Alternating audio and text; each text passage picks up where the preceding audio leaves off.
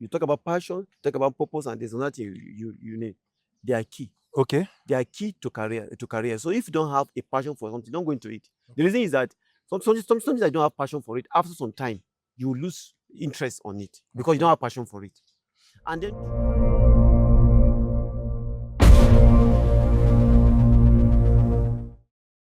Okay, welcome once again. This is our second episode on calling and compromise. Today we'll be more concerned about choosing a career for a Christian, for a young person who is willing and wanting to choose a career that please God, even though the society may not be pleased with it, but it should please God. And again, we have with us Mr. Sam. Mr. Sam is a professional when it comes to things like this. So we want him to share with us today on how young people can choose career that pleases God. This is Bible Study with Nelson. This is a channel where we learn about God's words. This is a channel where we have done our best to lead young people, lead mindsets to God. Do things that pleases God, not just man, not just themselves.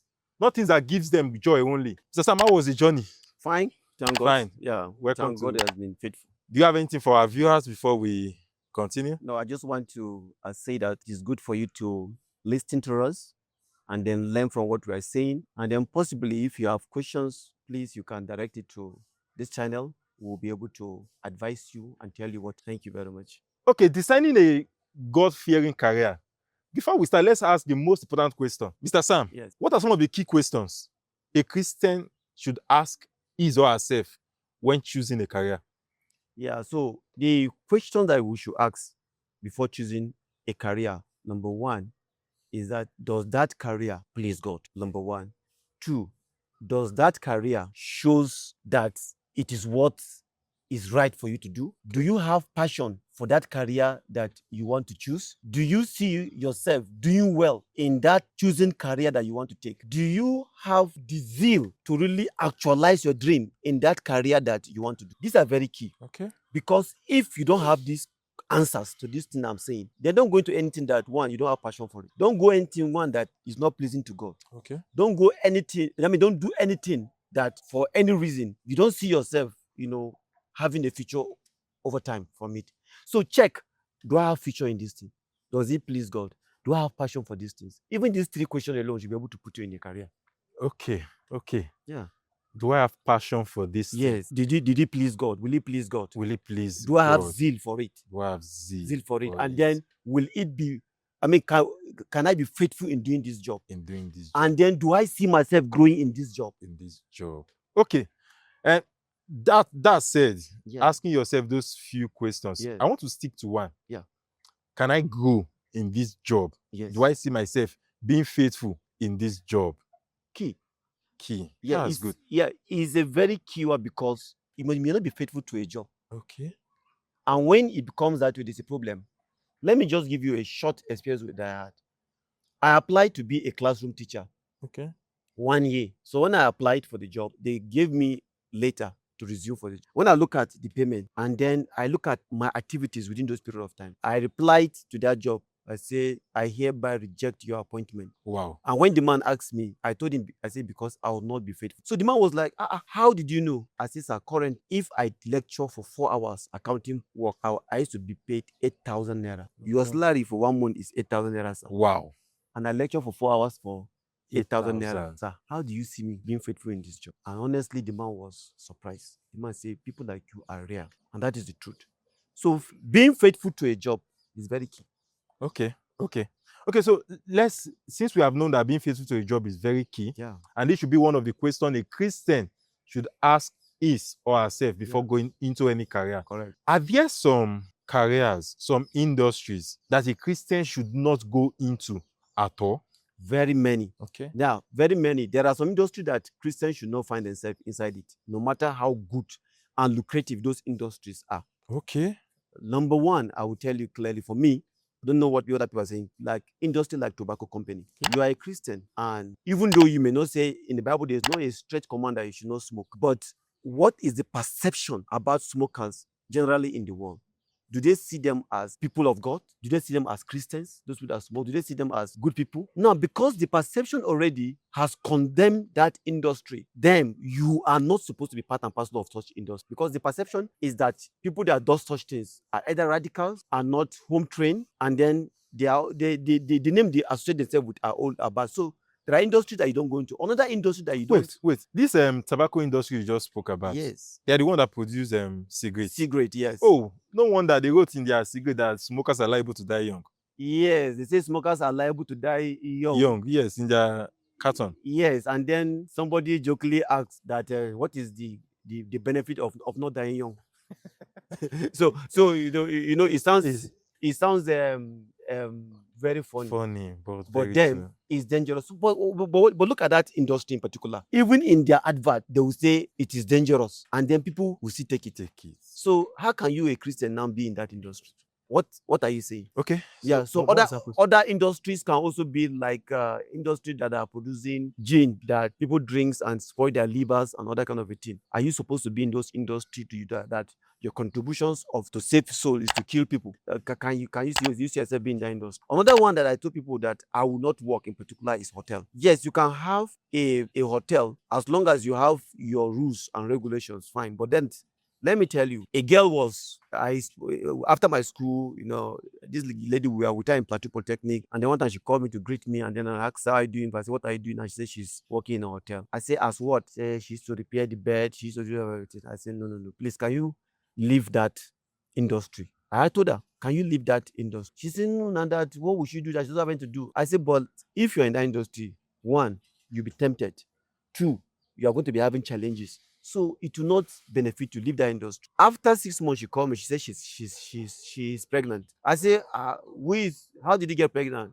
She said, honestly, she's not too sure who among the men that slept with. I say, you can see what hotel business is doing to you. So as Christian, honestly, there are industries that I don't advise you to go into them because of the outcome of those industries. So it's not every industry that you should go and work as. Okay.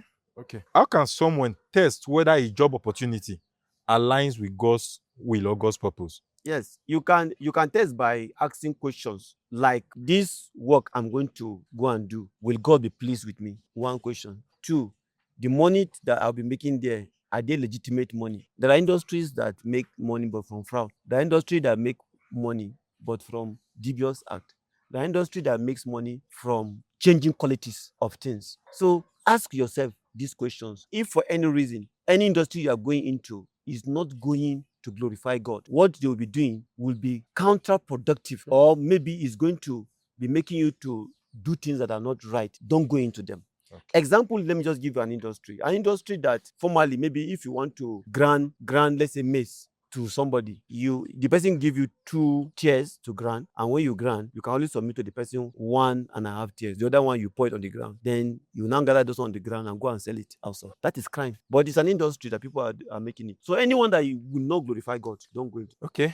Thank you very much. You've heard from Mr. Sam that any industry that does not glorify God, you should not go into them. He gave a very clear example. That's the fraudulence act, giving some amount of maize to grant, and you intentionally poured some on the floor and grant the others and gave it to the owner. Then you came back, packed those one on the floor, and you sold them again. So, Mr. Sam, what does purpose, passion, has to do with career decision? Yeah. Because some of us had the passion to become a footballer, but eventually it did not come out like that. So what does passion and purpose have to do with choosing a career?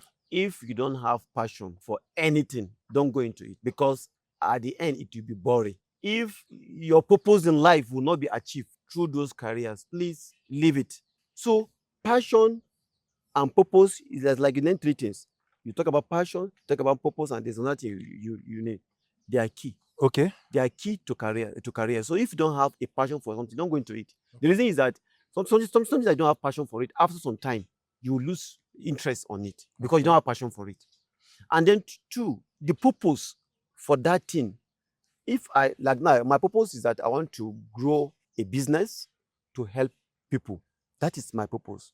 Now I'm doing a business that from what I'm saying, it will not enable me to be able to achieve my purpose. Then there's no need for me to do that business. Okay. So purpose and passions have a way to really direct your mind to what you want to do. even in career choice, they are Okay. very, very key.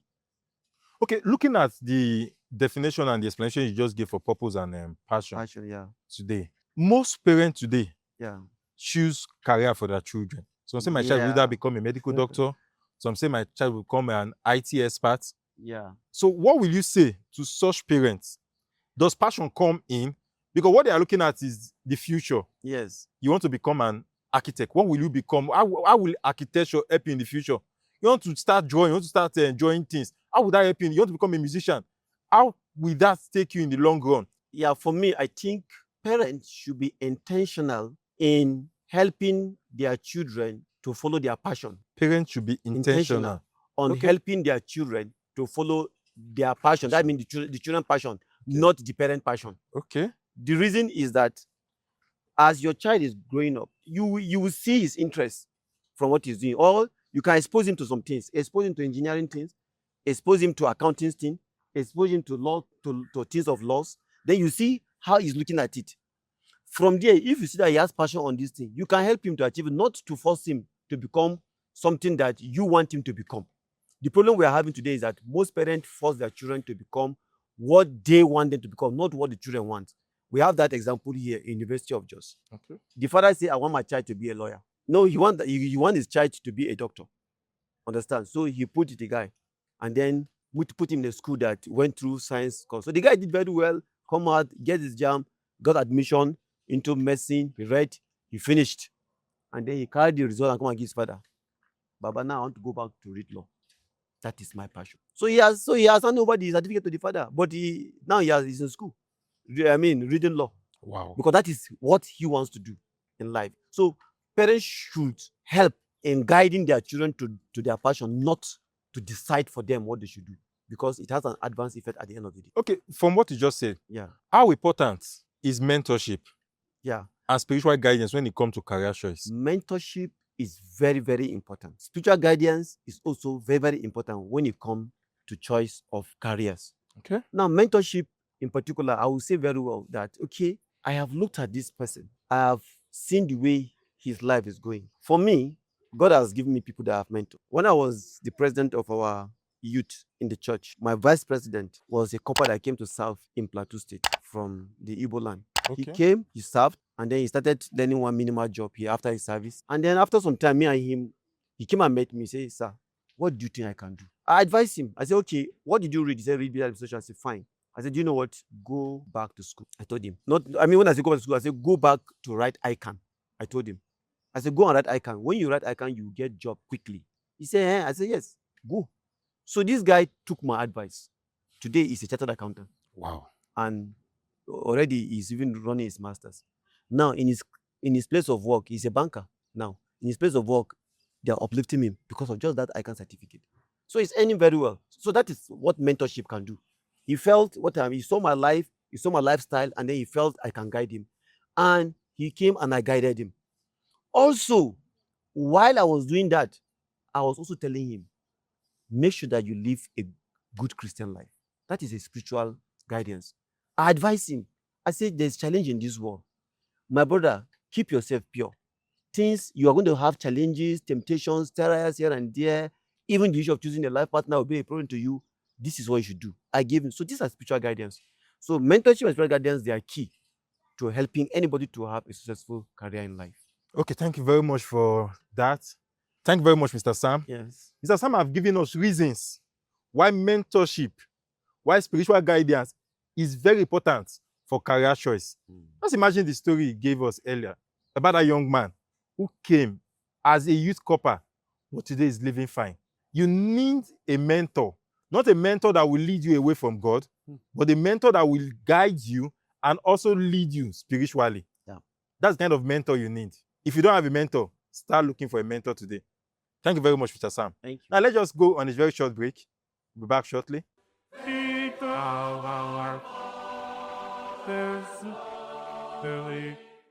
Okay, welcome back to Bible Study with Nelson.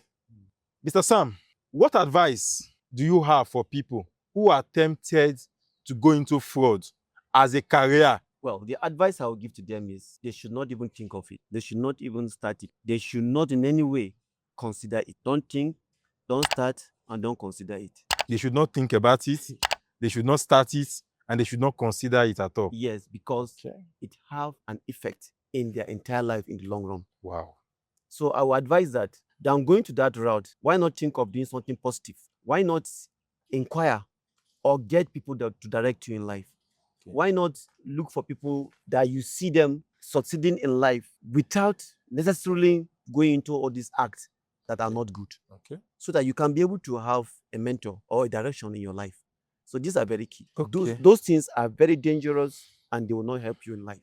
Okay, how can the religious body support young people towards building a legitimate career or legitimate business?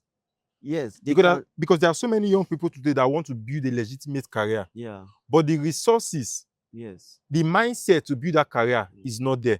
How can the religious body help? Well, we normally advise people and advise churches in particular or other religious body, okay, to have what we call an entrepreneurial section with their upcoming youth in wherever they find themselves. One, after doing that, an entrepreneur section. Yeah. Okay. Now, in that entrepreneurial section, you can tell them businesses. Okay. Advise them the kind of businesses that can be done and what they can make from it. That is one. Then two, you can also support them if they show interest on the businesses. Last year, around June, we have this section in our youth program. We asked that youth should come and present their choice of businesses. That if they present their choice of businesses, we are going to choose the first three and support them. So what we did was we just call 1 or 2 or 3 people. We said, okay, please, can we gather money? So we gathered money. And then when the program came, 10 youth came and present. The first, second, third gave us their businesses. So we choose them and then we dash them that money to start that business. And up to now, they are doing that same business. Okay, this is a year now. They are doing it and they're making money from it. So what I'm saying there is that church should intentionally have a program that will tailor towards helping the youth to see 1 or 2 businesses that they can be able to do and be able to help in supporting them as well. Okay, so we just heard this. This is something that is very, very catchy. That churches, religious bodies should have an entrepreneurship section with the young people. Coming up. Not just having an entrepreneurship session with them, but should be willing to educate them on what to do and should also support them with finances. Correct. Because there are so many ideas out there. The problem is the finance to run it. Yeah. Thank you very much. And he went on to say they had a section last year, which 3 of them are doing very well today. Yeah. That should be kudos to you, Mr. Sam. Yeah, thank you. That should be kudos to you. Yeah. I love that, and I believe the viewers also love that. Yeah. Putting that in mind, what are some of the habits a believer should possess in his workplace that will make him or her different from other persons? Correct. In terms of habit, I would say that a believer must be skillful in his work, must be professional in his work, and must be disciplined in his work. These 3 things, if you have it, you'll be different from every other person. You must be skillful, you must be professional, and you must be disciplined. If you are not disciplined in your job, you can do a lot of things. And if you are not professional in your job, and then you must see yourself also adding to knowledge in what you are doing. Now, if I'm working today, tomorrow, next tomorrow, and I'm not adding to, finding a new ways of doing what I'm doing, then it means I'm not growing. So with these things in life, you should be able to be better off, and then you'll be different from what you are doing. Today, some of us are actually different in our jobs or place of work because over time, we have changed things, we have changed narrative in our place of work. We have brought in new innovations in our place of work.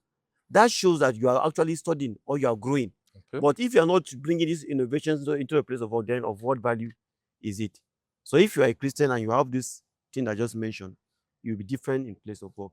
Okay, thank you very much. Mr. Sam just said in your place of work, as a Christian, as a believer, you should be skillful, professional, and disciplined. In essence, none of them can stand without the other. Correct. So they all work together. Now, the question you should ask yourself, you watching this right now, are you skillful in what you are doing?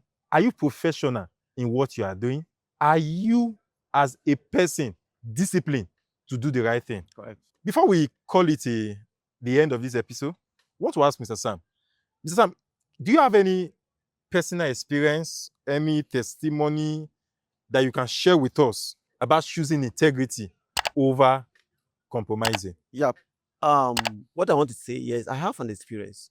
There was a time that I was working as factory accountant of my company. Okay. So somebody brought goods. We're into manufacturing. So somebody brought goods, and the goods do not meet the standard Okay. because we have specification of what you bring. So when the person brought the goods, he didn't meet the specification. So, and he knows that when we want to make payment, once your specification did not meet, we deduct from your payment because your specification is not up to date. So the person came and then say, "Where is the accountant?" And I was called upon, and then the person told me that the goods that he brought does not meet our specification. So, but he wants us to pay him full. That how much can he give me? And then I say, how many truck you have? He say he has 4 truck. I said, fine. I told the man, I said, okay, fine. You know what? I don't collect money from people to tweak result. They gave you specification. You have it with you. You went. You evaluate the specification. Now you're committing me. I say, I'm sorry, I don't do such thing. So this man was like, Oga, I can give you millions. I told the man, I'm not interested in millions. I'm interested in my job that I'm doing. It was tempting because then I cannot. In fact, I'm sure if they add my salary for the whole 1 year, it's not up to that million at that time. Wow. But I told the man I will not do it. The man went. He was shouting, saying a lot of things, and then in fact, he said he's going to call my bosses and talk to me. He called actually. When he called my bosses in my head office, my bosses told the person, say, I know this Sam. He will not do this thing you're talking about. And that was how that case concluded. I didn't collect the money and I turned away such things. So in our work, in fact, this I just only is one. There are several of them that came that I turned it Wow. off. There's one that came and then he told me that you want to change the account that he supplied goods to us. I was supposed to pay him. Then he now came that you want to change the account that of payment. I want to change the account for payment. And I told him, I said, why don't you change your account? This is the account that we normally pay. He didn't let us know. What happened was that he went and borrowed money in that bank. Okay. And he has not paid the money. And you know that once that money we pay into his account, the bank will take off their money. Wow. So he now brought a new account that me I should pay him. I say, I don't do such things. I say, if you want me to change your account, what you do that? Write a letter to the company. Then I will send it to Jos. That because by then I was in Kano. I will send it to Jos. Then Jos will look at it and then decide if they say that I should pay on that account, fine. But me, I cannot decide to change account here. So I didn't change the account, and that was how, So you would meet a lot of things like this. So you must be firm, and it takes discipline for you to do such things. Okay, thank you very much, Mr. Sam, Yes. for that testimony, for those true life stories you just shared. Yeah. Integrity is better than compromise. Yes.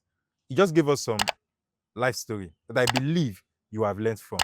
Now, let me leave you with this. Career is not all about making a living. It's about living for God. The questions you should be asking yourself are this. How much did I make?